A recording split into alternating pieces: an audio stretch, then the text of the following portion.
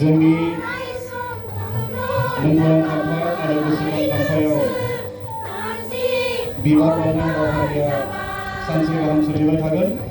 नाथाय बेनि गेजेरावनो जों दा 1 मिनिट सम अबंलावरिनि खाथियाव बयबो गावबा गावनि जायगायाव गसंनानैनो 1 मिनिट सम सिरि आरो रोंसारि बिथांमोननि जिउमाया सोरगोआव आलो गोजोनै थाहैनो हायो। बेनिखायनो जोंनि हारिमु दामनाय आफादनि मेथाइ खनगिरि बिथांमोनखौ